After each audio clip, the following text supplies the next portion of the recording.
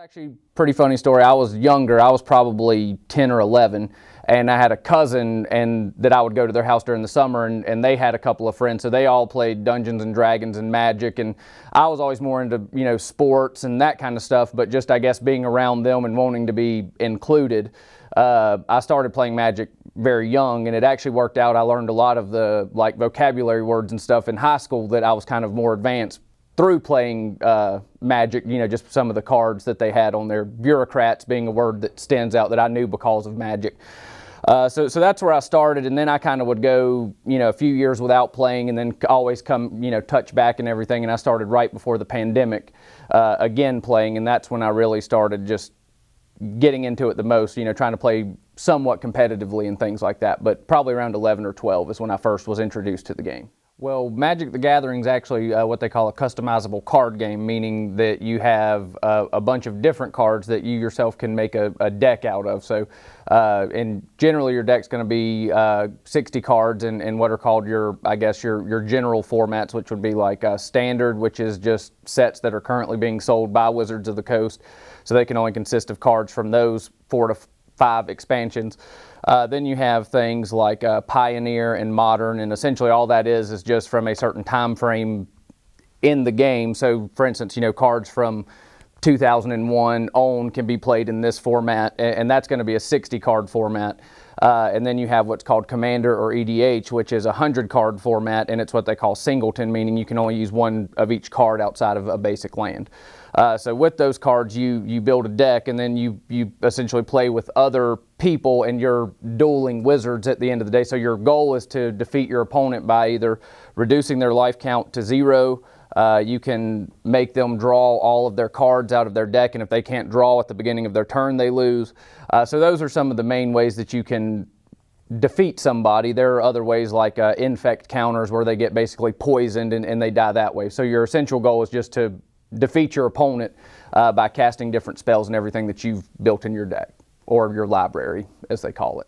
Well, everything I've been a part of so far has been pretty good people. You of course always hear the horror stories of what they call gatekeepers and things like that. So you're always going to, I think, with any hobby or anything like that, you're going to have the people that are, going to be like that with new people and be, less than accommodating or not wanting to answer questions. But I've always been very, quick to help and not mind teaching people stuff like that anyway. So everybody I've dealt with, I'm a pretty outgoing person anyway, so I haven't personally met with anybody that, has been salty or anything like that, as they call it. But, I've obviously read some stories along the way where they say people can get a little upset, if you beat them or whatnot. But everybody I've encountered has been pretty awesome so far. It is nice to be able to have something that at the end of the day you do get pleasure from playing it, but I'd say I get as much pleasure with a lot of my collection just being able to go through, and when a new set comes out, updating the deck I have and putting new cards in it and things like that.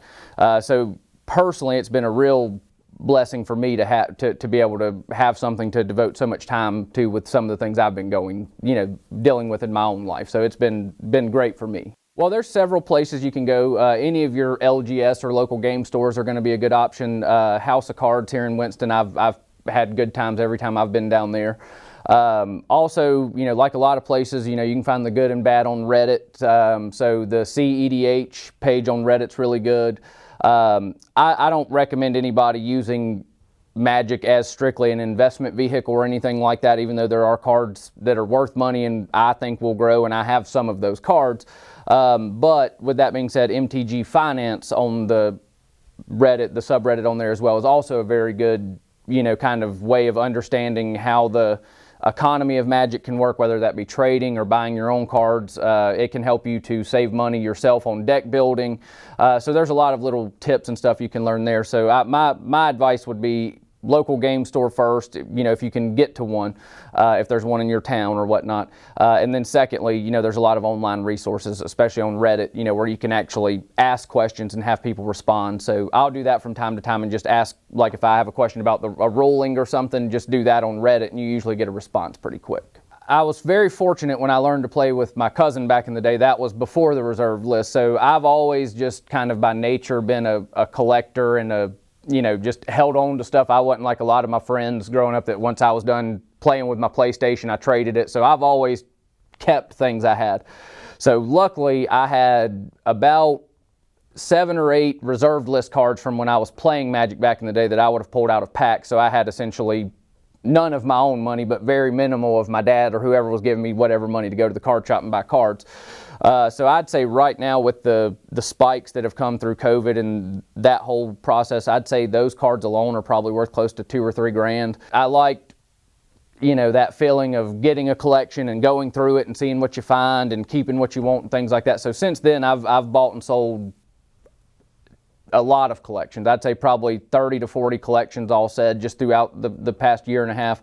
So that's where a lot of mine's come from. And I found very early on, once again, just a personal opinion, that if I tried to make money off of it, it just kind of takes the fun out of the hobby. So what I prefer to call mine is, I call it break-even collecting. So if I go out and buy a collection and keep what I want and I break even if I lose just a little bit of money, but I got a lot of cards for it, or if I make a little money, it's all kind of the same to me. So therefore, the other nice thing I will add that's nice about Magic in compared to a lot of other hobbies is I would say it's very easy to get 60 to 80% of what you've put into your collection back if you ever decide to just be done with it. But if you're not into that, suspending disbelief for a minute, just being a wizard for a minute and dueling somebody, then it may not be for you. But as far as, could anybody find it accessible? As far as creatures in the game, there's dragons, there's dogs, there's cats, there's humans, there's elves, there's orcs, there's pirates. So to short answer, I would say